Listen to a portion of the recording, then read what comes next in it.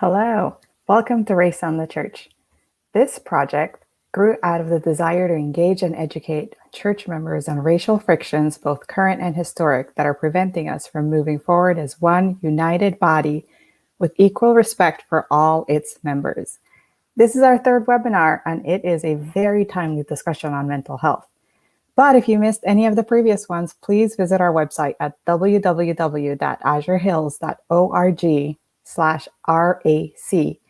for all of the past webinars. Today is our final presentation for this year, but don't worry, we're coming back in 2021 with new topics. Some of the topics that we will discuss are race and worship styles, the intersection of race and gender in our church, and how to talk to our kids about race and other topics. You can follow us at Race and the Church on Instagram or at our website for specific topics, dates, and presenters. Most exciting, in January, we kick off with Dr. Calvin Rock. Some of you have been asking questions about regional conferences, their history, why were they created, are we still needing them? Dr. wrote the book on the subject, and he will be with us on January 9 to discuss regional conferences on our church. So join us from 4 to 5:30 p.m. Pacific time for that presentation in January. Also in January, we kick off another series of small group discussions. We're going to have two groups that you can join, and you can join those by going to our website. One of the groups will be led by Dr. Kendra Haloviak-Valentine and myself, and it will be a book club on the book I'm Still Here by Austin Channing Brown. And we discuss Black dignity in a world made for whiteness. The second group will be led by Carlton Robinson. He will lead the group in historic journey through the revolutions for equity, both in the past and present, and discuss the pervasive issues that continue to persist and require further seemingly similar revolutions. So that group is called Revolution Fatigue. Again, you can join both groups by going to our website. We also want to call your attention or remind you of our action step for the month of November. We want to create small actions that you can take to make the world a more equitable place. Dr. Ko spoke to us in our last webinar about inequities within our own Adventist educational system. One of the small actions that you can take that we're asking you to take in November is to make a donation to the George Floyd Endowment Fund at La Sierra University to help support Adventist education and equity and access for all students. Please visit our website for more information on how to make that donation. Now we turn to today's topic. This has been an epic year. First the pandemic, and then we layer an election year on top of it. It almost feels like cruel and unusual punishment on our mental health and well-being. Today, our presenters both hold doctoral degrees in marriage and family counseling from Loma Linda University, and they're licensed marriage and family therapists. Please help me welcome Dr. Nikisha Castillo and Dr. Vanessa Quintana as they talk to us about mental well-being, how racism affects the mental well-being of individuals, and how our church can contribute to the well-being and healing of us all. Remember that as we're talking to them, if you have questions that come up during the presentations, you can put in your questions in the comment section of whatever streaming site you're using, and we will get to those during our question and answer period. Again, welcome Dr. Nikisha Castillo and Dr. Vanessa Quintana. Thank you so much, ladies, for being here, and we're very excited for what you're going to tell us about, and I'm sure all of us are looking forward to some good ways to take care of our mental health in these very troubled times. Thank you, Shari, for having us, and thank you, Azure Hills, for inviting us to have this timely discussion with you. As Shari said, my name is Dr. Nikisha Castillo, and I am just glad to be here in this very moment as we look at society and where we currently are. I can't help but to have a little feeling of anxiousness, as well as a little feeling of overjoyed as a woman of color, as an immigrant, and as a Christian. Today, I speak with you as a professional clinician, educator and from the lens of my lived experience and the lens of the lived experience of some of my colleagues. Dr. Quintana? Thank you. My name is Dr. Vanessa Quintana, and I am just as happy as everyone else to be joining you and to having these conversations together, which I think are extremely important at a time where we might be each living in our own little bubbles of COVID-19, reclusiveness, but just the same, being very impacted by everything happening outside our bubble. So I think this is a very important discussion that we are going to be having. And what better place than inside of our church, where we already find community and we feel safe and we can count on the values that hold us together as a people of faith. So this is an amazing 3-topic discussion that I think we're going to have here. So I'm excited.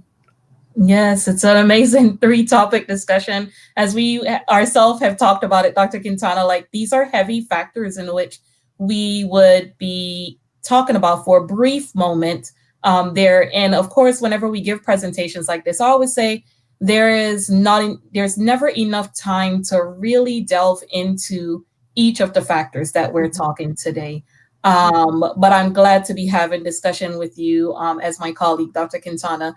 And, anytime we talk about the topic of race, I always like to give this disclaimer statement there that when we talk about race as an individual, it can be an emotionally charged discussion, right?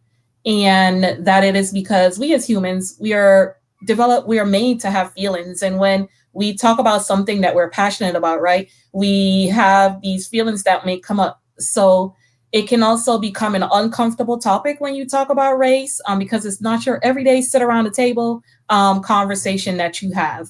Our goal today is to bring awareness, challenge thought patterns, and provide tools for your mental well-being.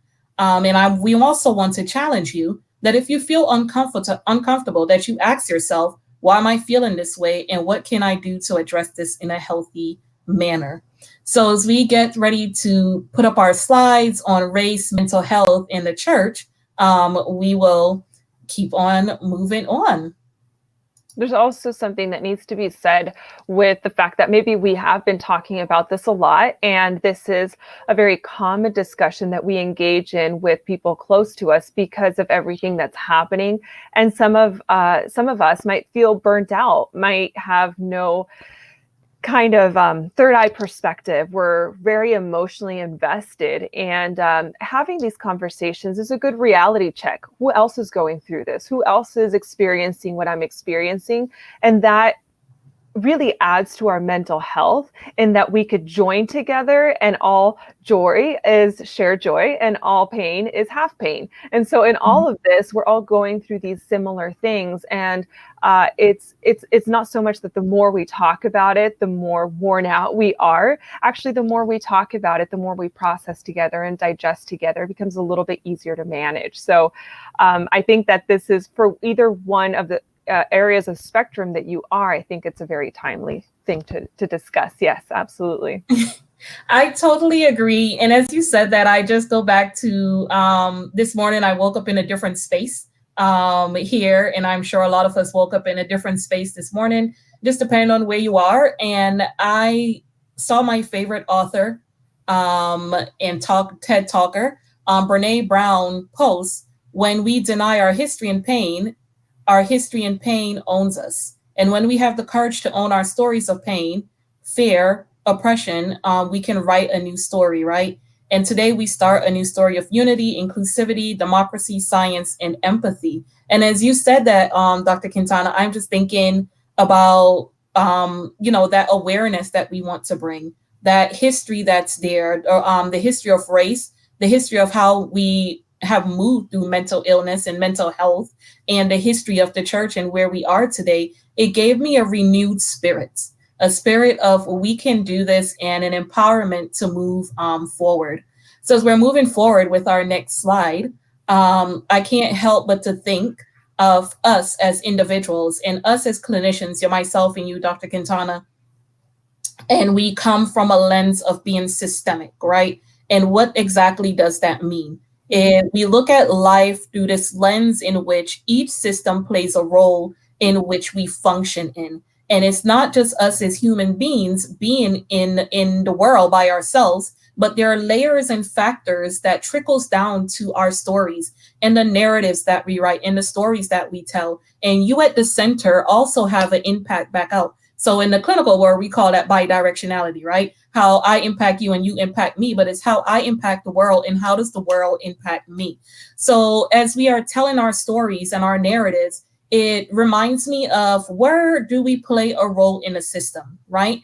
And when we think about race and what the definition of racism is, and that is, what is racism? Beliefs, attitudes, behaviors, and institutional and systemic approach that degrade, belittle, and devalue groups based on the color of their skin and ethno-racial background. And that is by a definition by Clark, 1999, there. And so I'm just thinking about, where does race fall into this? Is this separate from me, or is it part of the entire system that we function within? And each system that we function in plays a role that's there. And we can't leave out race, because I, as an individual, and I'll use myself as a Black woman, function in different capacities. When I'm interacting with my friends, I function differently. When I interact with the workplace, within the workplace, in the church, I function differently, in the community, and then the laws that govern me as an individual, as well as in the each of us, right? And so it brings me back to, if we as an individual are faced with racism, or you as the individual that faces racism, or the individual who's racist against another group of individual, then how do we practice the greatest commandment that was given to us? The greatest commandment that was given to us scripturally, right? That we should love our neighbors, and that we should treat each other with kindness. And then where do that factor into who we are as individuals? And then I go back to think about the little songs that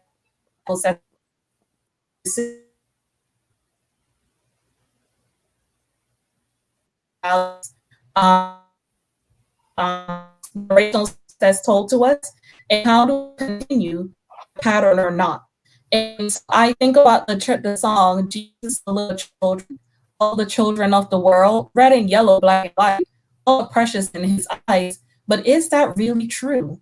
That loved and all very precious in his eyes. Want to think about in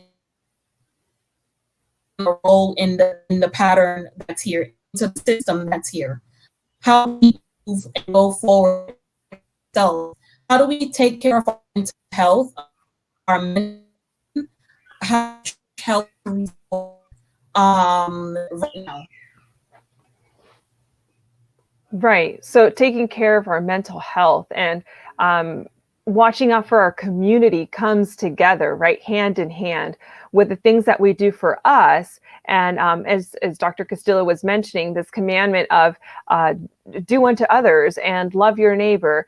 Well, if I take care of myself and my mental health, because a lot of emphasis is placed on self-care. Well, in this case, is also a community mental health and community care. So as much as I give to others and I'm receiving as well, this reciprocity is going to be very important when we look at systems, when we look at the different things that surround us as individuals. So we can't really say that community doesn't impact us, that family and friends don't impact us, that our community doesn't impact us, because that would be untrue. In fact, it impacts us a lot more than we think, just in the way we see race, in the way that we see the church, and the way that we see leadership, the way that we see or speak, the language that we're using to speak about these different things. And so we can see our values, personal values or community values or religious values, for instance, coming out in the way we behave and the way that we respond. So in our next slide, as we're waiting for Dr. Castillo to come back, Dr. Castillo, are you back with us? I think I'm back with you. Can you hear me? Absolutely. Perfect. So when we talk about mental health and mental illness, and we're continuing on this conversation, I think one of the biggest things that we draw upon is mental health, not just because of our biases, Dr. Castilla and I, with our professions and whatnot, but also because we see that so many more people are aware that mental health is at the core of our responses in a lot of ways. Why do we see with COVID-19 an increase in anxiety and an increase in depression and an increase in mental illness? Well, because we are deeply impacted by the socio-political things that we're involved in, or with the societal issues, or the different things that are going on around us. If we look at the concept in itself with mental health, we can see the different elements that it takes to achieve mental health, or that we strive towards, so that we can enjoy mental health. It's not just an absence of mental illness. And I think that that's a misconstrued idea, that I am mentally healthy because I don't have a diagnosis, or because I am not dysfunctional. I have a family that loves me, and I have a job, and I have fairly good income or stability, or I have a degree, and there we go. No, it's not the case, right? We see mental health as so much more. It's a complex state of being. It's a worldview.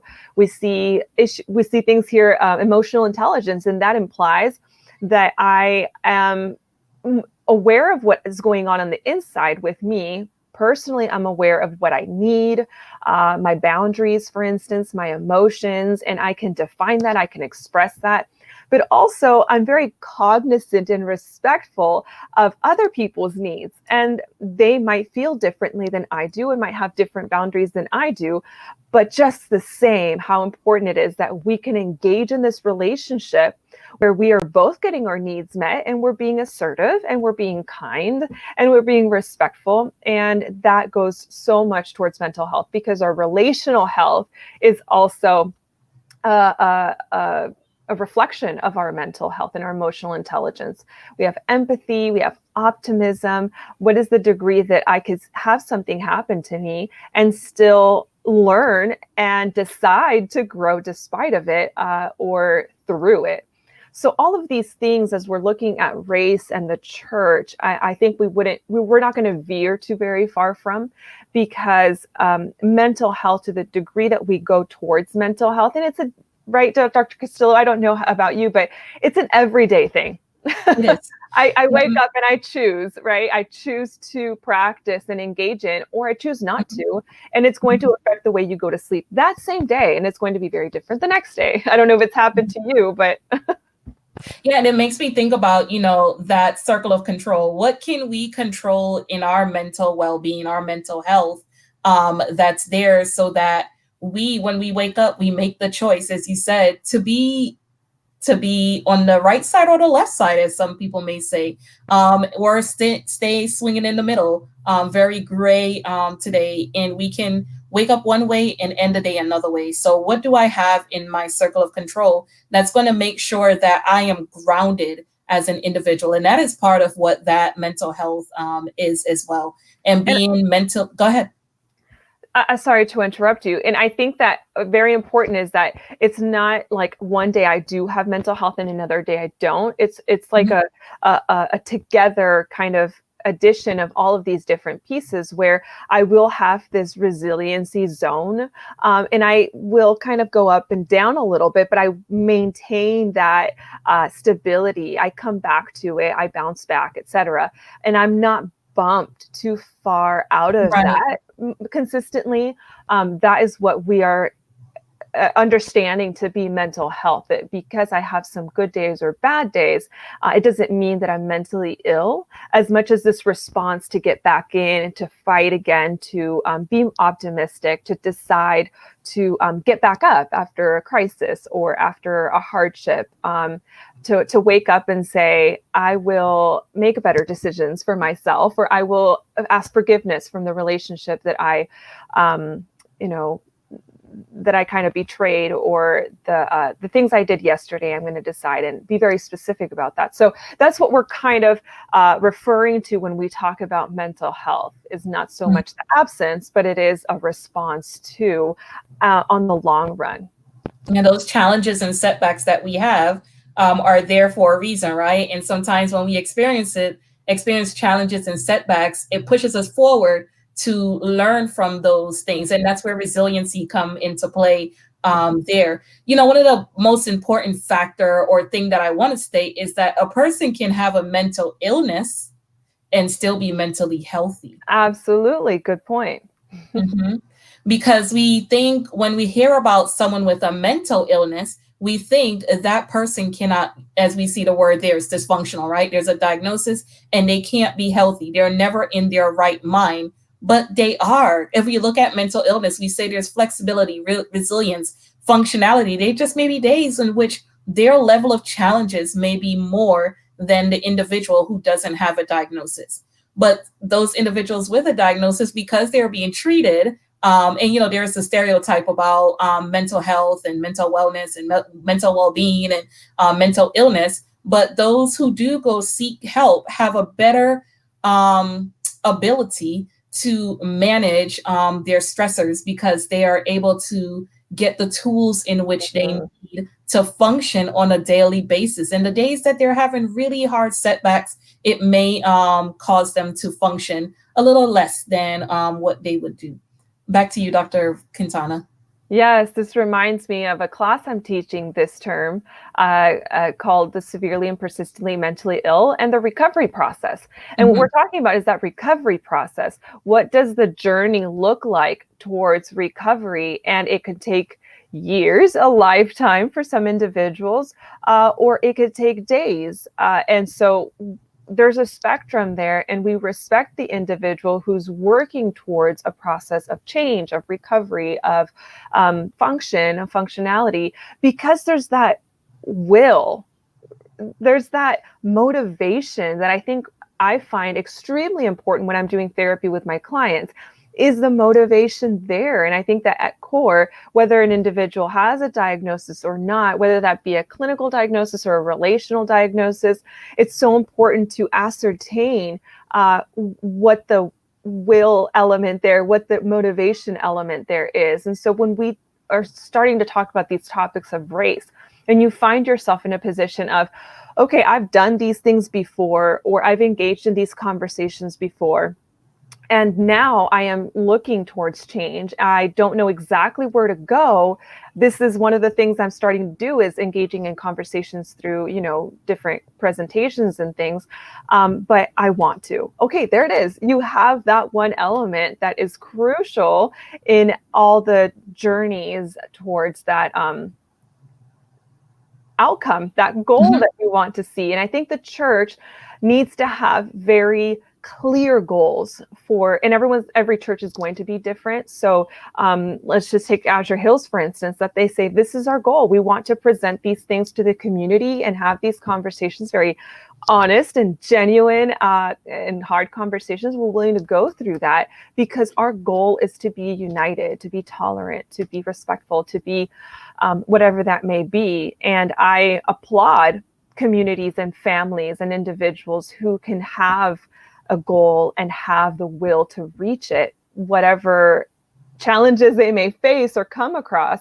And I think that that's mental health, very much so. That's mental health and community health. Yeah, and you bring up a very good point in we meet people where they are, right? Because that's what that model that you're teaching talk about, is meeting people where they are and accepting them for who they are and where they are, which goes right back to the model of the church, right? The church is supposed to meet people where they are and accept them where they are and help move them to where that individual want to be. And the church is supposed to be a place of acceptance. The same way the clinical room is, we meet them where they are, we accept them for who they are, and help them obtain the goal in which they want to, right? And then if there is a spiritual belief or a religious belief, then we encourage them to reach out to their church, to reach out to their pastors, to reach out to their Christian community, to get the support in which they need as an individual. So the church and mental health goes hand in hand, because together we can build foundations that will help individuals move forward. And that's only going to happen if we have to begin with mentally healthy individuals. And so, by the way, if there is at any point questions or comments, please be sure to share those with us through the platform that you're joining us on. So we're happy to answer any questions or acknowledge any thoughts or opinions at the end of our presentation. The next slide is going to show us then the incongruence. What happens when we do not live in this way? So we engage in our spiritual system or our spiritual lives or religious lives in certain values that are inherent. So as Christians, we have these kind of universally religious values, I would say, of kindness, of love, of respect, etc. But we also have personal values, and we also have cultural values, and so all these things are united, and our values are very much going to inform our behavior. Everything we say, everything we do is informed by those things that we believe to be true at core, and that we think deserve to be honored, and that we believe will make our society function well. And so it's very responsible to have values. And I tell my clients' families that come to see me, what are your family values? Let's write them out. Let's look at them. How do you practice them? And sometimes it's assumed that they're inherent. Everyone kind of knows we're supposed to be kind. Well, how does your family practice kindness? How does your relationship practice respect? How does your church, etc.? So we start coming out into this system, and the more that we are congruent with our values through our behavior, the more we can engage and enjoy mental health. However, the opposite is also true, sadly. The further you are from living congruence in your personal values, the more likely you are to present symptoms of mental illness. So that's something crucial to note in our, I think in our behavior everywhere, in our relationships everywhere. If you are struggling with something or noticing something come up, can we trace it back? I think it's a personal question. Can I trace it back to living incongruently with something that I know I should be changing, or I should be living more out of, or I should be being more true to? Mm-hmm. And those incongruences can come as we look at the factors that impact mental health, right? And those factors are biologically, neighborhood factors, SES, different things that play a role in our lives. So we go back to the neighborhood and the community in which we grew up in, and how those different factors are there. You're looking at, do you feel safe in your neighborhood, right? Is my anxiety always up? Is my fear always up? Am I always worried? Does the community set me up for a place in which I can function and I can walk down the street? I can feel safe at all time. And then we're looking at the biological factors that sometimes plays in that incongruence as well, right? The genetic factors that may play a role in there. And then like your family history, the history of depression, the history of schizophrenia, the history of substance use, different things that's there that will set us up. Socioeconomic disparities are other factors that messes with our mental illness, not our mental illness, our mental health, right? That's there. And then our life and lived experiences that we have. So exposure to violence and racism, right? So the trauma that we experience can sometimes move us towards that incongruence, and the way we see life and the way we react and the behaviors and the patterns that we begin to develop because of our lived experiences, because of the context in which we were in, and now the perspective in which we were developed, that we developed based on that. And that is a model that was developed by a colleague of mine, Dr. Jillian Johnson, the ECP. And so it helps shape who we are as an individual, and it helps us to reflect on our behaviors that's there. And as we move away, as you were saying, away from those things, then we become incongruent, and then we start to develop these symptoms that's there. I remember growing up, and I remember very clearly how after church, for instance, or if we were in an institution or school, that we would have a comment about certain leadership. And I remember so well my mom always stopping the conversation and saying, no, we respect our leaders, regardless of what they say, what they don't say, how they act, how they don't act. They are our leaders, and we will respect them in this house, and I will not tolerate us talking bad about them. And that's something that was just so drilled in since we were very, very young. People around us would have comments, and my mom would very constantly stand up and say, no, let's stop talking about that. Let's, talk about something else. I think that regardless of their faults, they are where they are and they deserve our respect. And so that was very clear in my mind. And I think it presented as a family value for us to have respect for our leadership. And as I continued on in my life, and now I have a family of my own, and I do not hear my mom saying that all the time, I still hold that to be something that I decided to go forward with. And I remember a conversation that I was having, and I was particularly upset at a leader in our community, in our church, and I was saying something, and I felt a bit anxious. Honestly, I started to feel like really upset and disturbed even, and the conversation wouldn't stop playing on in my head, and I wasn't sleeping well, and I woke up and I was still very bothered, and I knew it wasn't a frustrated feeling towards the leader as much as it was this kind of gossipy kind of conversation we had afterwards. And I even felt a bit ashamed of all of it. Anyway, there was a lot of emotional experience going on, and I stopped myself and I said, well, what's going on?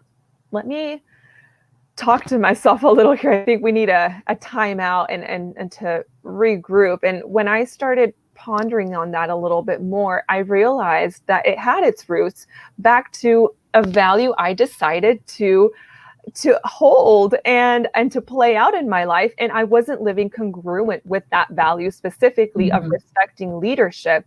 And even if the leader wasn't there, I felt like I was betraying a value, not so much betraying that person, but a value that I had, regardless of what I felt about the behavior that they had. So I went back, and the way I decided to fix it, because I was very upset, I had these symptoms of like anxiety, I decided to get the people together that were there with the conversation. And I decided to kind of make a little statement of, I did this, and I went through this process, and I'm sorry. I don't feel good about the conversation that we had and the things I contributed to it. I feel like it wasn't okay. So I'm talking more objectively. I am not okay with this behavior, but everything besides that, I have to make sure talks more about respect, because I expect people to respect me as a leader, especially as a leader in my family. I expect my kids to respect me.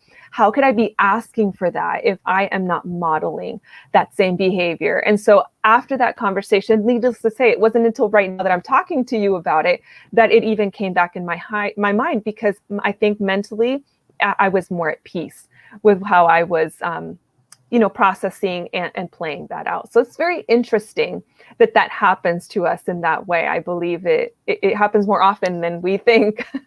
It does. And, as you're talking, I'm just going back to our slide where we said we function within a system. And I think I was breaking up a lot there. And you're given a great example of the system that we are all in, right? That ecological model systems view of thinking, because you learned in your system, the home in which you were raised in, to value this thing, that you respect and have dignity for leaders. You respect individuals no matter who they are, the race they are, the color they are, the ethnic group that they're from, et cetera, et cetera. And that value played a role in how you are today. So that's a pattern in which you picked up from your immediate family growing up. And now you are sharing that with your children, right? Absolutely. And so your children will then share that same value. So we don't even see when we're looking as clinician and we use this thing called genograms and we're asking, it's not always to find out about mental illness, but these very same things about values and things that's there that help individuals to see, how did I come to this? This is how I came to that. So thank you for sharing that incongruence feeling that you had, that anxiety, that fear, that not that you said you have fear or worry or anything like that. But these are some of the things that may come up for someone as they're beginning to have these incongruences. Great example. Absolutely. Absolutely.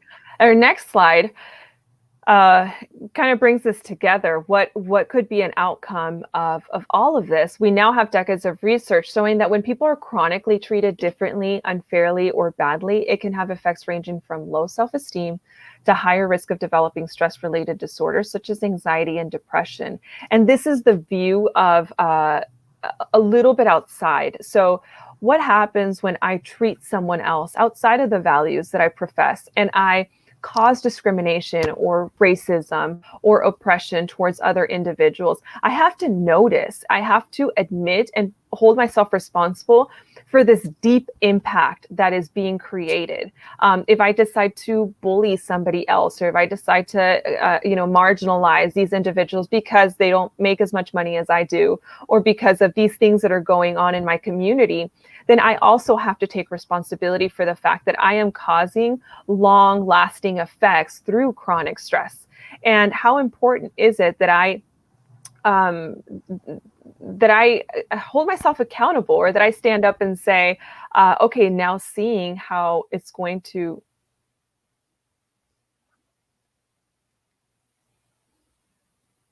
Am I still on? Okay. I'm here. Are you still here? Yeah, I'm still here. I'm still here. Is that when we look at chronic stress, we have to notice how deep of a mark is created on a community, on an individual, on the family, because we are a product of our family system many times. This emotional reaction, this what we can call mental illness, is going to very much impact through time.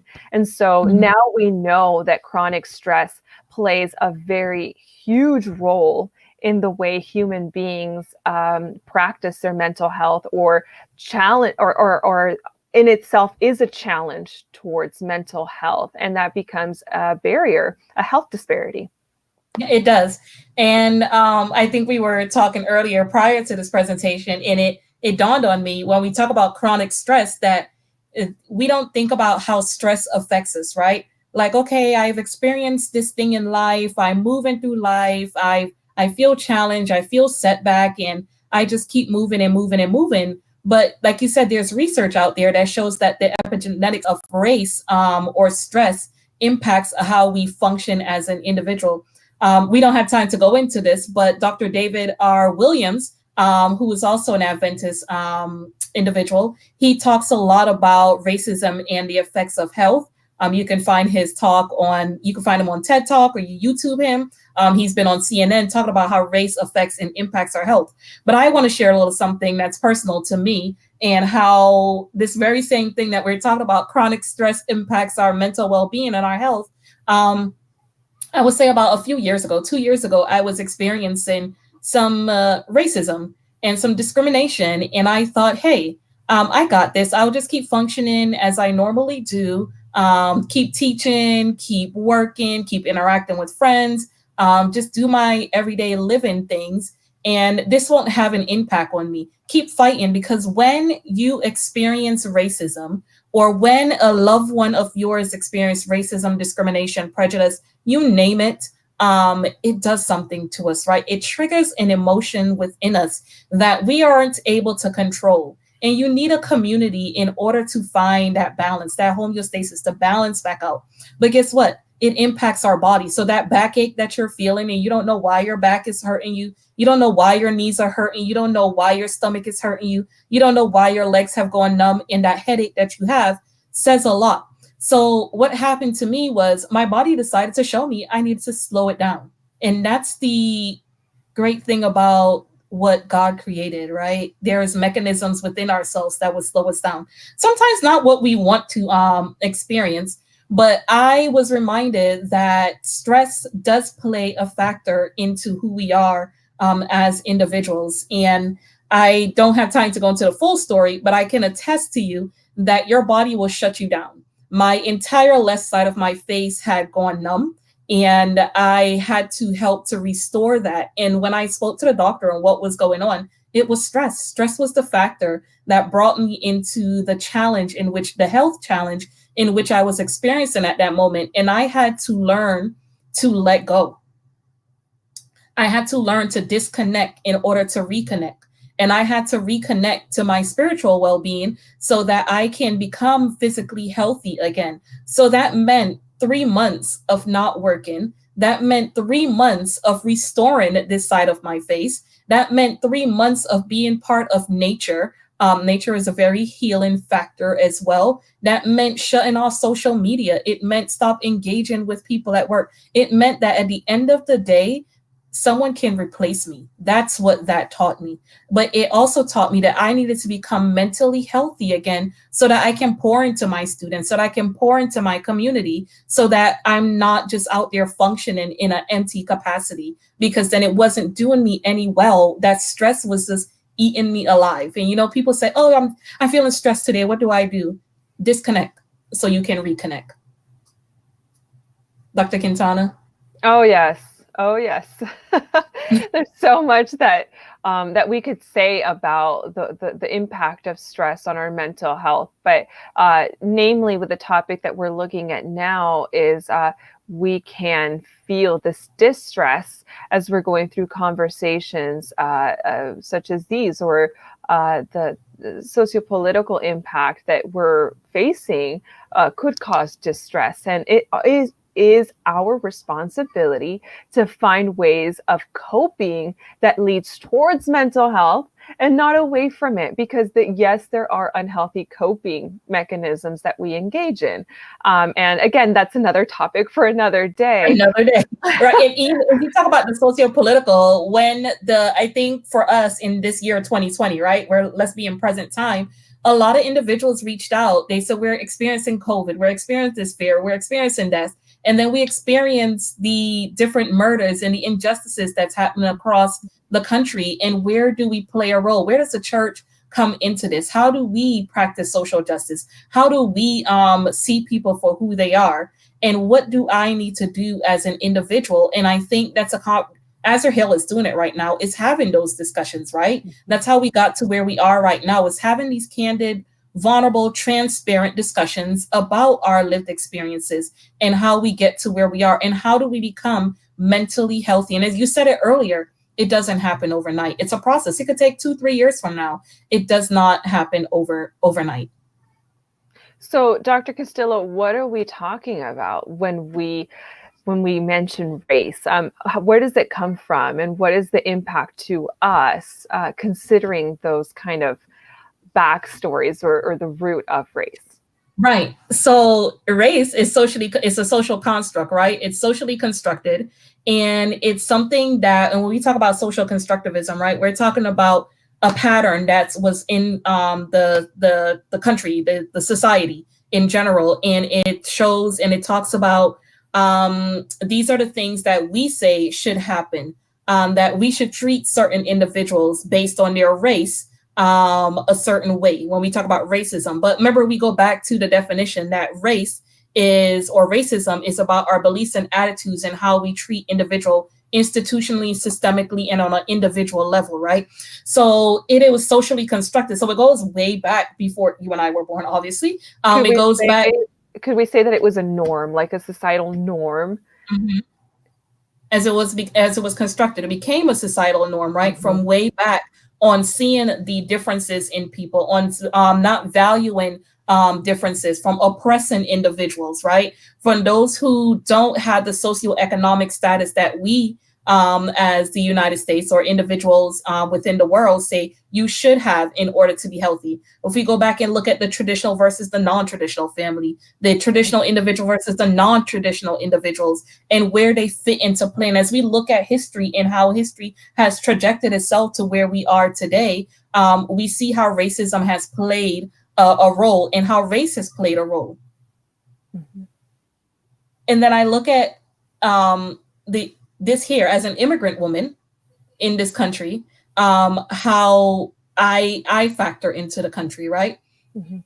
And how the country either accepts me or constructed my story for me. Mhm. So when an individual see you and I see me, let me start with me, see me as an individual because I can't identify for you. But when an individual see me as a Black woman, they see me and they already have these preconceived notion of who I am and what I am and where I am going without having the opportunity or giving me the opportunity to show who I am. And then it brings up a different trajectory of how I function within the world because you already have this the story that you've created for me. It doesn't give me a fair chance in as an individual. I don't know about if that's been something that's similar to you, but I know a lot of my colleagues and individuals that I interact with, they don't have that fair chance and that ability. Absolutely. And I know. Oh yeah. Mhm. I can't even begin to count how many students I've had over time that, see me first day of class and will private message me or let me know at the end of class. I was not expecting to see a Latina female with that degree teaching us, and I'm so inspired. I'm so motivated, and just the fact that there's shock and disbelief makes it so that we are aware that we need more opportunities to get there, and that it's not easy for everybody. Right. And because like you said, it's part of that social norm. It's what was constructed for those students to believe, right? Even if they are where they are today, and both you and I teach older adults or the non-traditional students. Adult There, learner, that's for yeah. adult learners. There you go, not older adults. That's for the clinic term. Adult learners, and they are very shocked that you and I, as young individuals, would be placed in this position, in that there is a difference between if we look at the individuals that we teach that's there and why we had to go back and ask that question of why do you feel that way? It's because it hasn't been accepted yet. You're not supposed to be where you are because it hasn't been socially constructed yet to accept you for where you are and who you are as an individual. And until society accept minorities, we will continue to build on that same narrative. But change is going to come. We're part of it. We're part of that change. I really like this quote here that we've put on our slides, and that is a quote that brings us to this other concept. Because of the strong belief that racism is a thing of the past, and that we live in a post-racial society. How many of us have heard that? Right? That doesn't exist here. We don't do that anymore. What do you mean racism? What racism? Well, and that equal access and opportunity are open to everyone. And we hear those comments as well. And part of the discussion we're talking about now is that everyone has equal access. This is the land of opportunity. What do you mean? So if they don't have it, it's because they haven't worked hard enough. Well, people of color are seen as exaggerating and misperceiving situations when they point out the truth, which is, no, I don't have equal access. No, there's no equity. No, as a female, I'm not paid as much as my counterparts. Or as a mother, I'm not given the same leeway or flexibility, or I have more challenges because I have these things. These conversations, I think, are seen as fragility. Like, we're seen as weak because we're pointing something out, or we are seen as entitled. What do you mean you want more than you already have? And so that makes us go more towards this point of it's not a thing of the past. Racism is not a thing of the past. Inequality is not a thing of the past, which is why we're sitting here now talking about it, because the experiences that we have had as individuals of color make it so that it's valid to talk about it in the present tense. And you're right. It's not a thing of the past. I mean, we're living it today. We're seeing it today. Society is seeing it, whatever side you stand on, the side of inequality or equity, right? Wherever you stand in, whether you're standing in between, we see it. It is part of who we are. It is what has been constructed for us. It's what's become our norm. Racism still exists. It exists in society. And because we are part of society, it exists within our church. And because we are part of a church, and because we're an individual, we function the same way we function outside in within the church, right? So is there racism in our church, Dr. Castillo? Is that even a thing? Dr. Quintana, are we being truthful today, or are we wearing a hat? We were invited to be truthful. So I'm going to be truthful. There is racism in the church, right? When I go to a church that I don't belong to because the color of my skin, I'm not accepted to come there. So I've been to churches in which it's like, are you supposed to be here, or were you looking for the church down the street? No, I think I knew when I got in my car that morning exactly where I was going. And if I was to flip that question to them when they came to the church that I'm supposed to be at, they would see it as offensive, but I'm supposed to accept that. And so then you go into the sanctuary and you see people that, is verbal and nonverbal communication says a lot, right? And so you see people give you the look, this anxious look, like, I hope she don't sit next to me. I hope this family or these group of people don't sit next to me. Then what does that do to us as being mentally healthy? What does that do to us on the Sabbath? How do we change the way an individual Sabbath plays out for them that day? When it becomes time for the welcome and you're sitting next to an individual that's different from you, and that doesn't look like you, and they refuse to speak to you or even acknowledge you, what does that do? But then they want to say the church is a healthy place. And this is not all church. There are some churches out there that's like that. And I will say it, as a Black woman, there are times in which individuals that is not Black come into Black churches and they're treated the same way as well. But how do we move towards a story in which we're going to tell, in which we are going to accept all race? Because when we get to heaven, there's not going to be a Black side, there's not going to be a white side, there's not going to be a Latino side, there's not going to be an Asian side.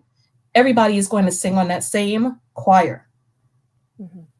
We're all going to sing praises to God. Hopefully I'll get there soon, because this earthly voice of mine does not put me to sing on that on the choir. I hear you. we can connect on that. But all jokes aside, how do we prepare ourselves for heaven if we can't accept each other today? Wow, that's a beautiful, challenging statement. It calls us to action. How can we if we don't? And I think that this is where we build our self-awareness, which is one of the goals of today's presentation as well. Where do I stand? What are my biases? What are my stereotypes? And if I'm being very honest, how can I challenge myself because I'm growing more awareness? So step number one, awareness, right? It's very much awareness, that heightened awareness. Exactly. And at this point of the conversation, we could not go forward without saying there's a resistance. There's a pull towards the thing that what's most familiar to us. And it's called awareness resistance. There's a term for it because it's so strong. And so we go through these moments of self-awareness where we want to make the change, and then what happens? And here's the next slide that's going to give us a little bit more of that. We go through this first part, which is cognitive resistance. What happens when I'm trying to make a change and I'm trying to call myself out on this bias that I have? Let's just say I have a bias towards moms with small children, that they are out of control and that they're unhappy and they're burnt out. Let's just say that was the bias. Well, I'm going to go through this denial phase, this cognitive resistance of saying, like we heard before, oh, that's not a thing. Like moms with new children, they chose to have kids. And I think that if they are struggling where they're at, it's because they chose to be there and they're going to get over it. That phase is over so quick. And I have a lot of people who say this, it's over before you know it. Well, guess what? It's been a couple days and it's not over. And I'm exhausted and I'm sitting here and there's no grace. In the same conversation that we're having, cognitive resistance, we can experience different things. And here's some of the things that we can go through. Number one, disbelief, unwillingness to consider alternative situations or scenarios, distortion, fabrication, and rationalizations. These are very complex processes that our mind puts us through so that we can go back to what's familiar to us, so that we don't change. At the end of the day, there's excuses that our brains put us through so that we do not go through this very hard process of change. Because sometimes my psyche doesn't want to admit that I was wrong and that I have to question my behavior. And that puts me through a lot of guilt and a lot of shame and a lot of anxiety. And it will do everything to prevent me from going through that process. So these are the different things. I will think, that doesn't happen. Or unwillingness to consider alternative scenarios of saying, wait, what if I'm wrong? What if I had an easy experience as a mom, but what if that person doesn't have an easy experience as a mom? I've had clients who have lost pregnancies at different stages, and I've heard them struggle through the conversations in their social groups of saying, oh, at least it was just 4 or 5 weeks along, or it was so small, it was 8, it's like nothing.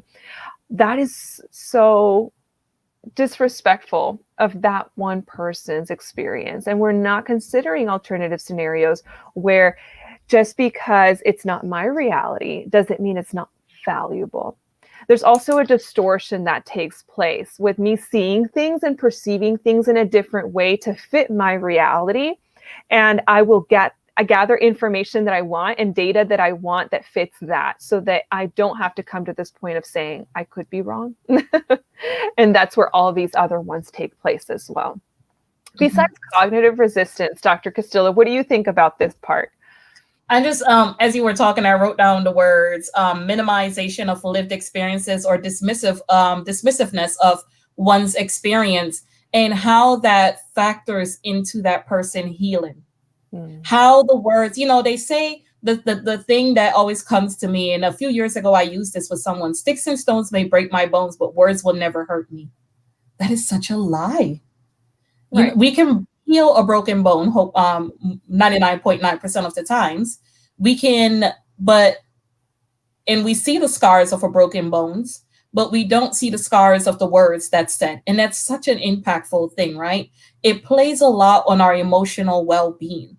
And that dismissive and minimization of a person's lived experiences changes the way in which they function. That simple dismissive hello in the when I speak to someone and they don't respond back or they give a look changes the way in which my energy and my mood is for the day, right? Which changes the way if I go to church and someone dismiss me or they provide some form of different response that I was looking for, and then I see they respond to someone differently than me, that the genuineness isn't there. It changes the way I was thinking about that church, the way I was thinking about that congregation, the way I was wanting to come and visit and be part of that membership, right?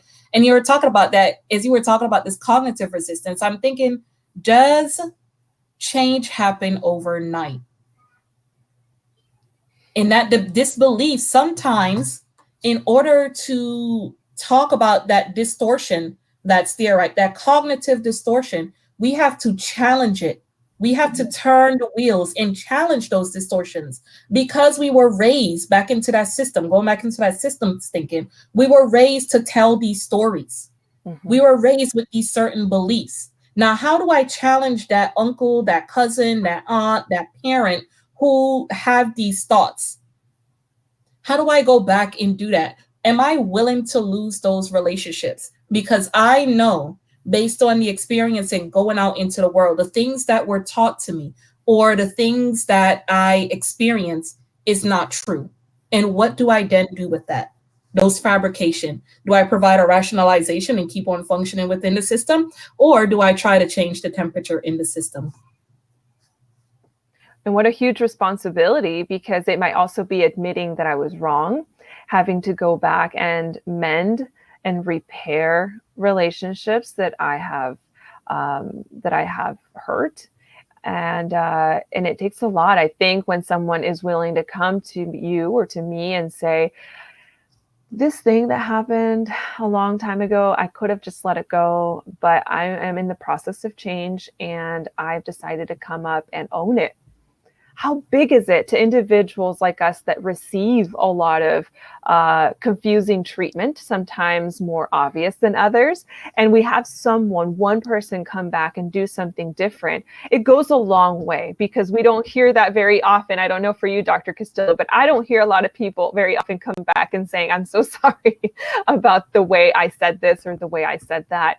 And I think if one person came back and said that, it would almost, I don't know, erase a couple other ones that didn't come to say, I'm sorry, or that weren't trying to mend through their relationship, because relationships heal, connection heals, engagement heals, or it destroys. And we are in charge and responsible of our behavior within those relationships. So that's very important to keep in mind as we go through, that resistance will sometimes be like an automatic process, maybe unconscious process, but we are very much willful individuals. And I think I speak for God in saying this, and maybe I shouldn't, is that maybe God wants us to be in control of who we are. We are the bosses of us, not our unconscious, not our patterns, not our family history, not our epigenetics.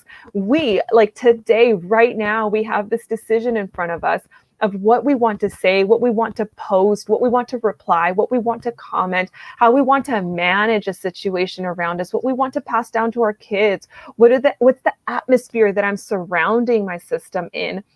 That's us, that's on us, and that's such a beautiful and large responsibility that we're given. And we can create change just in that hard but amazing responsibility that we have of self-awareness. Mm-hmm. You hit it. God gives, and we move into emotional resistance. God gives us free will, right? He gives us the choice on how we respond and react to things and what we are going to do. As you were saying that's what I was thinking. He does give us the choice. We have free will. Mm-hmm. Absolutely. What are the things that we can see as emotional resistance? What are the things that can be coming up for us as we are trying to create change and challenge our biases and change our biases and restructure our brain? So here are some of the things. There are strong and powerful feelings associated with topics like the ones that we're having, multicultural and diversity topics, and it blocks our ability to acknowledge, understand, and make meaning out of emotions. Emotions like what? What could we be feeling that could be blocking our efforts to change? Anxiety and fear, that's a very common one. I am afraid of what's going on. For instance, I could say the riots that happened a little while ago and have been continuing on. I am so afraid of that the way I respond is either to flee and I decide to just shut myself off in a little cave and not engage or respond, and maybe even to, purchase a whole bunch of things, or freeze. And I am just at the mercy of everything going on around me, like, this bob in the ocean, or I fight and I am aggressive about it. In any case, the fear is what controls me. The anxiety is what controls me, not my reason, not my frontal lobe, which God has given me, where all of these beautiful skills, complex and intricate skills that God has given me that make me a human being. No, not that. It's our emotions, which are valid, are important, should be listened to, but can be controlled, can be managed in a very healthy way. What other emotions can we be experiencing? Defensiveness and anger. Oh, but I'm not the one with the problem, or I'm not the one that did this. And, you should be directing your questions to someone else, or how dare you? All of these types of responses, like I'm the one being blamed or I'm the one being attacked. rather than holding space for the other person to feel and to experience, and not owning it, just holding it, just do, I think, the human thing, which is saying, oh, that's what you're feeling. I see it. I don't know how to respond right now. I need a little bit of time to work through everything that you're saying, but thank you for sharing that with me. And I can see that you hold me to great esteem with what you're sharing. I could do this. I could sit here and listen. What other thing are we experiencing? As they're talking about that, I can't help but think about personality, and how when you said, do I hold this or do I come back and I respond? Sometimes in that moment of defensiveness and anger, we want an apology. We want to be able to move forward right away. And if we go back to that cognitive resistance that you were talking about, right? Pendant personality, the individual may not be able to give you that apology right away. They may need to step away and then think about it and then come back. The problem is stepping away, not thinking about it, and thinking you're right. And not coming back to move towards that process of healing. That is so true. I see that a lot in couples work, where I have, one partner saying something like, oh, they'll get over it. We always go through this conversation and they'll get over it. And the other person is genuinely wounded because it keeps getting dismissed. And there is this kind of, I come back just to say I'm sorry because I want this fight to be over. But there's no remorse. There's no genuine curiosity of saying, wait. Let me understand where it is you're coming from and how did we get here? And I want to understand. Let's just say that we have no solutions on the table. Let's just say that our end goal is not to agree on the same thing. But I think that as human beings, we can be curious with each other, and we can absolutely try to understand each other, even if we still end up on opposite ends of the coin. It's still the same coin. It's still human nature to disagree, but the way that you manage that is going to be huge. It's going to be everything. So we can feel guilt. And because of this guilt, we're like, oh, stay away. Like, I can't manage my guilt. Okay, I'm sorry. And there's very loose boundaries, or I say yes to everything, or there's regret. I did something that I've regretted, and I'm so consumed by that regret that it pulls me away from true change. Or remorse. We're always kind of feeling bad about it, kind of more pity than remorse. But I'm always just kind of walking around thinking that if I touch that subject, or if I engage in those conversations, it's going to end up making me feel bad about my race, or about me, or my people's reactions or whatnot. And so I end up staying away, and the behavioral resistance is what's next. Mm-hmm. And as we move to the behavioral resistance, you know what that does to us, right? The behavior that manifests through feeling of guilt, shame, remorse, or that cognitive awareness, it keeps us up at night. And when we don't get good sleep, then it messes up the way we function, and then we can't be mentally healthy. So it's a cycle that's there. So you see how these things, as you're talking about it, plays a role in all of this. I'll hand it back to you. I couldn't help but think about that. Oh, absolutely. It's very much a snowball effect, because what we think affects how we feel, then it affects how we act, which is why self-awareness, I go back to that, is such a key piece. Because if we're thinking something and we're catching it in that phase of thinking, and we're creating that thought, and we can restructure the thought, reframe the thought, redirect the thought, then we avoid the feeling, which avoids the behavior.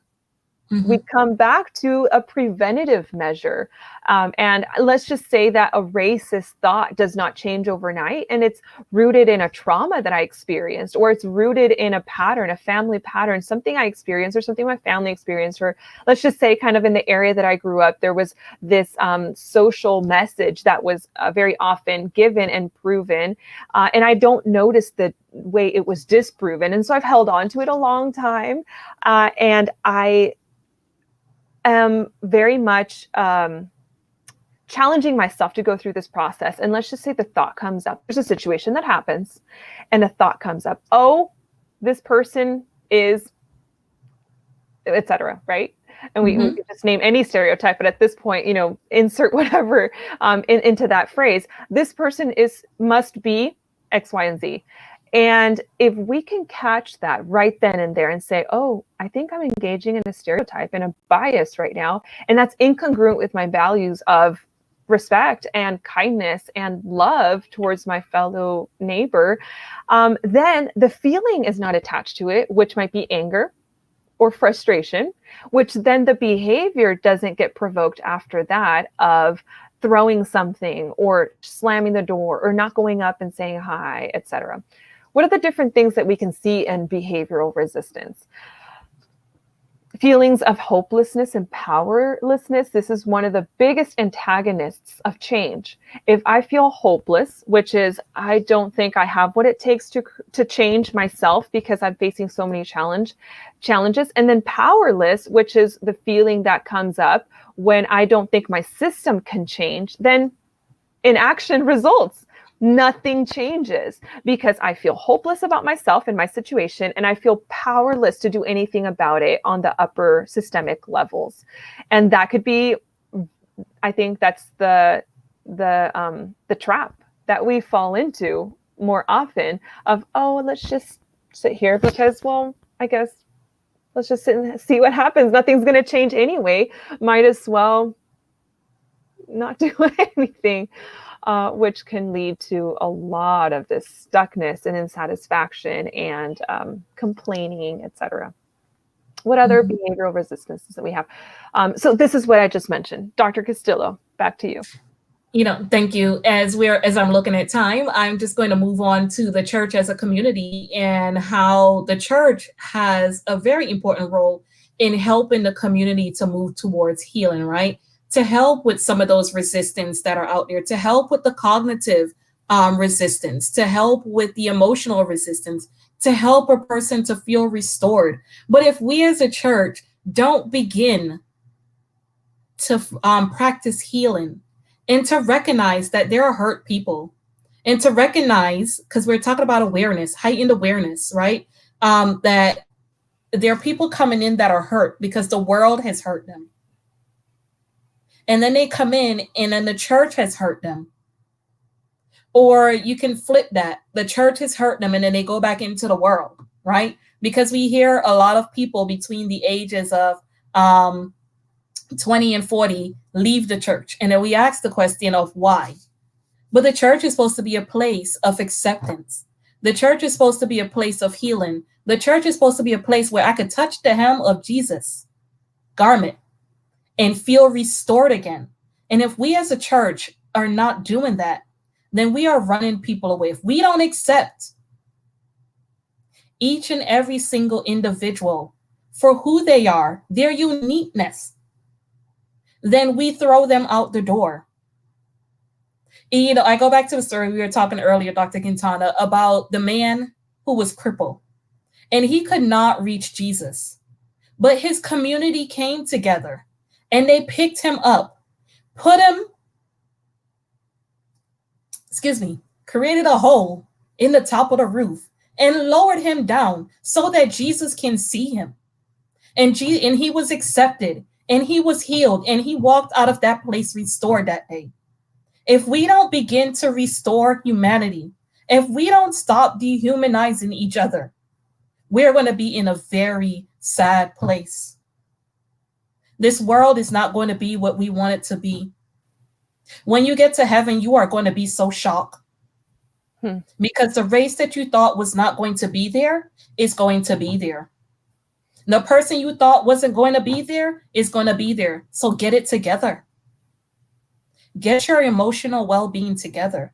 Get your mental health together so that you as a Christian can begin to pour into those who are hurt, into those who are looking for healing, into those who need restoring, into those who need prayer. Because you can't pray for me if you don't like me. Because guess what? That's hypocrisy. So you can't go to God and petition on my behalf if you can't accept me as an individual. If you can't accept my race, then you can't go to God on my behalf. And you shouldn't go to God on my behalf if you can't accept my people. and the people that are minorities, and the people that are different than you, and the people that think different than you. Don't go to God and petition. Petition for yourself to be accepting and to be loving and to practice the greatest commandment, which is love. Thank you. Yeah, I think that with what you were saying, I'm done hearing I don't see race or I don't see color. Please start to. Please start seeing that our differences make us beautiful and make us valuable, and that our lived experiences make us unique members of our church, because we can, maybe even better than others, point out where our church needs to change, or where the blind areas are, or where the weaknesses lie. Those of us who have been wounded by the church and still remain inside of it, are not jaded, are not rejecting of it, and are still hopeful that something can happen. We're here. We're right here. I would love to have a discussion another day, of course, where we can engage in this very vulnerable conversation of what practical things, what very real things does the church need to start implementing. I would even say language needs to be one of them. Let's stop saying that we don't see something that God created visually to remind us that our differences make us valuable. So I completely agree with this. Let's pray together that we can see in our awareness, we can see the things that we are doing before we see what others are doing that we think should change. Yes. Dr. Quintana, I see you as a Hispanic woman, an educator, a mother, and a woman of color. Thank you. I see you, Dr. Castillo. Thank you so much for having us here on the presentation. I know that there might be a couple questions. Dr. Castillo, is there something we need to say before we go to questions? Thank you very much for having us, Azur Hill, to truly share our experience here today on, as I started out earlier, on this historical day, as we seen in our community and what's currently happening in our world right now. On this very historical day, it is a very timely discussion, as we're going to have to be aware of our mental health throughout these next few months. The fight has just begun. Mm-hmm. We'll turn it back to you, Sherry. Thanks for having us. Well, I am very grateful for this conversation. I have been taking notes here because there have been a couple questions, and I have wanted to ask about. I really appreciated what you had to say about incongruency and this idea that when we come up against an idea that we say we value, but we're saying it in one, and out of one side of our mouths, we're saying it, but out of the other side of our mouths, we're not living it, how that impacts our mental health, our mental well-being. As Christians, as you pointed out, we have these commandments: love your neighbor as yourself. And we don't actually always live that. And how does that then show up in our churches when, as you said, you walk into a church and people treat you like you do not belong there, even though God has commanded us to love our neighbor as ourselves? I thought it was very interesting that you tied mental health to this idea, because as you know, one of the questions that is being asked is, why do churches, and let me pull that up here. Why do churches seem to struggle so much with talking openly about mental health and how we can change that?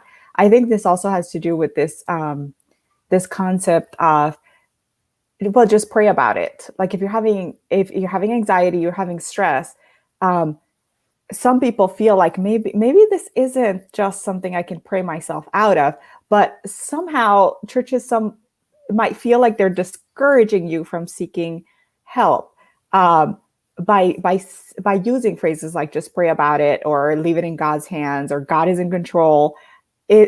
How does that affect someone's ability to seek help when they really need it? to be able to put those pieces back together in their minds to move forward with a healthy well-being? I guess get a stab at it at first. As you're talking, I'm thinking about the system in which we are in, right? That very first or second slide that I showed, where we as an individual function within systems. And the church continues to perpetuate the stereotype that being mentally, having a mental illness means that you cannot function within society. Mm-hmm. And that if all you do is pray about it, God is going to take care of it. Well, guess what? God created human beings to take care of mental health, right? The same way he created human beings to take care of your physical health. He created that physician to mend your broken heart. He created that physician for when you had a heart attack to mend that broken heart, right? But he also created mental health clinicians and mental health physicians to help to mend that broken heart. So it's not just the physical piece of it that needs to be mended, but the mental piece of it that needs to be mended.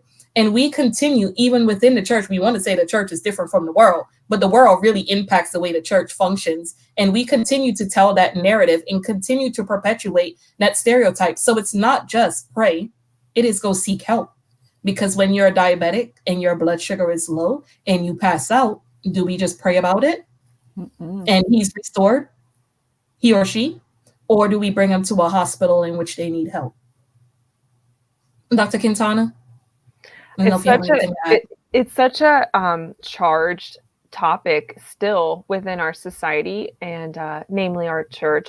And I think that faith and mental illness are seen as antonyms, where if we have much of one, we'll have less of the other. Namely, the more faithful we are, the less mental illness or physical illness, the more blessed we are, right? And so we're seeing mental illness as a curse. Oftentimes we're charging it morally. A lot of our language is very moralistic in that way, so that when we hear someone say, I'm struggling through these symptoms, it might be very common to hear as well, I'll pray for you, or do this or do that, rather than saying, that sounds like depression, which is risky, and here are the resources that I can give you. And the same way that we say, these are the signs of a heart attack, what do? Call 911. We are programmed socially to respond to risk in an immediate, more very practical way. I think that we're not as trained, we're not as practiced in responding to mental illness in that same practical way. I think that we're missing out a lot in that. And our church is a perfect place to start these conversations, because we can do so in a space of grace and kindness, which is where a lot of us really need to be in when we're talking about very scary things, which are mental illness. It could be extremely scary. And we are resistant to talking about it because we're faced oftentimes, like with the topic of race, with a lot of backlash and a lot of antagonism. As you're talking, I'm thinking the church is a perfect place for this, as you said, to talk about being mentally healthy. Remember, we talked about the difference between mental illness and being mentally healthy. And the place is a perfect place where individuals can come to learn to be mentally healthy by putting together, as we have all these different committees. We have the media committee, we have the social committee, putting together a mentally healthy mental health committee. There you go. That will help with that. Each church needs that. It's not just a pastor. Yes, I third that. Let's put let's take a vote on that. Go ahead, Shari. No, I absolutely love that idea.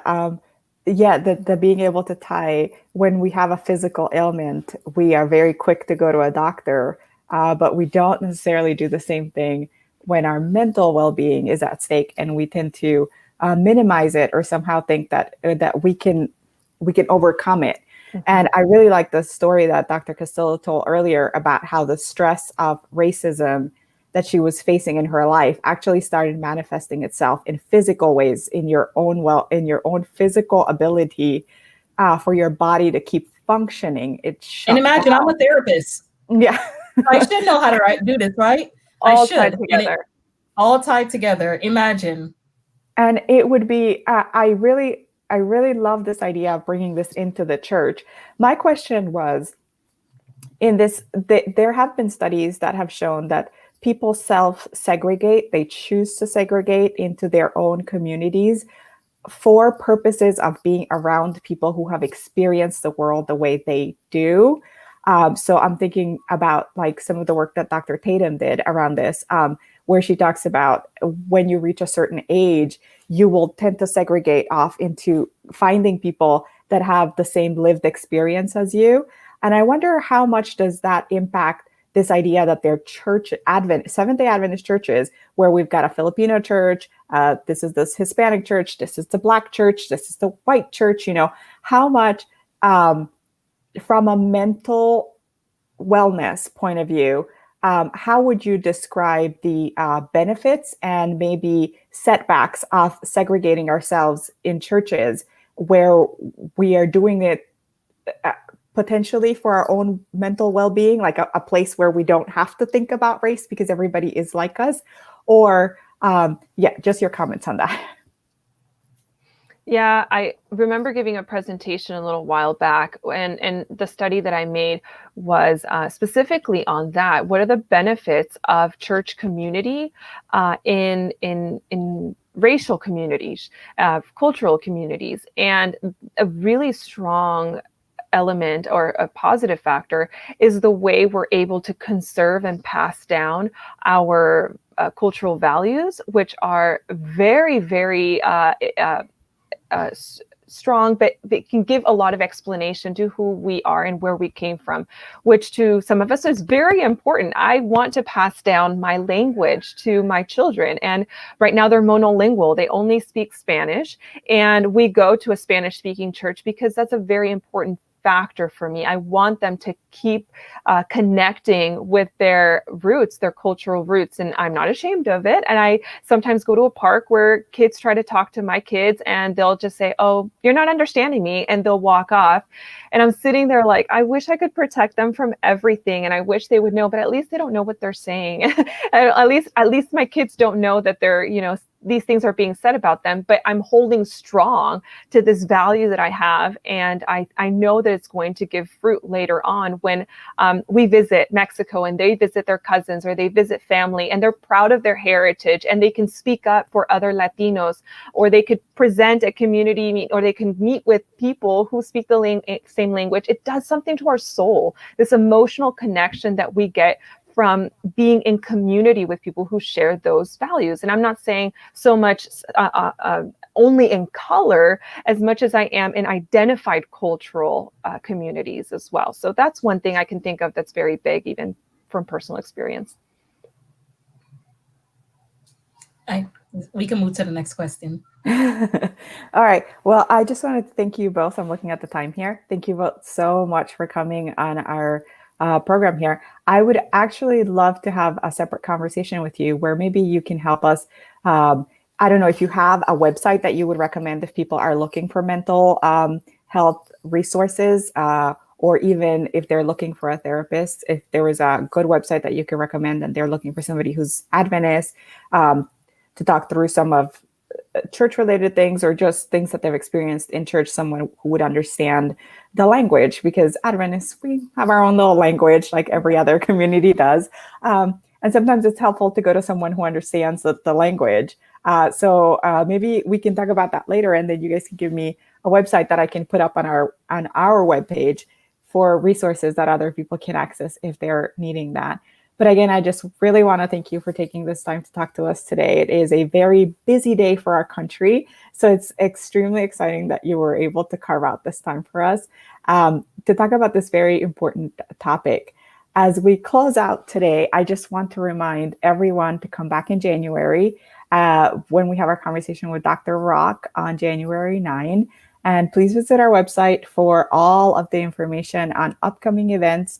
Also, look for upcoming topics and look for small groups options that you can join and talk about these things further. Hopefully, we will be able to add more small groups. Maybe we will even add a way for you to start your own mental health ministries at your church, because that would be awesome. So thank you so much for joining us, and we're going to sign off for today. We will see you in the new year. Until then, keep learning, keep growing, and keep making our churches more equitable places. Thank you for being with us today.